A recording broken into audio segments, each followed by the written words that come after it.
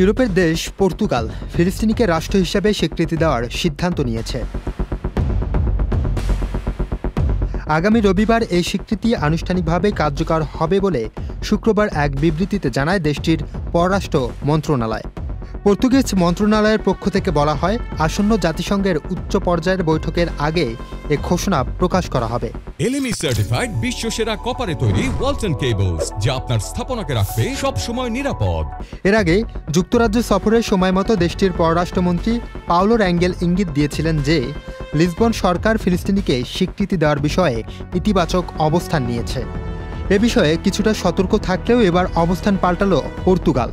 গত বছর Spain, Ireland ও Norway ফিলিস্তিনিকে রাষ্ট্র হিসেবে স্বীকৃতি দেয়। একই সঙ্গে স্পেন ইউরোপীয় ইউনিয়নের অন্য সদস্য রাষ্ট্রগুলোও একই সিদ্ধান্ত নেওয়ার আহ্বান জানিয়েছিলেন। বর্তমানে ইউরোপীয় ইউনিয়নের ২৭ সদস্য দেশের মধ্যে সীমিত সংখ্যক দেশ ফিলিস্তিনিকে রাষ্ট্র হিসেবে স্বীকৃতি দিয়েছে।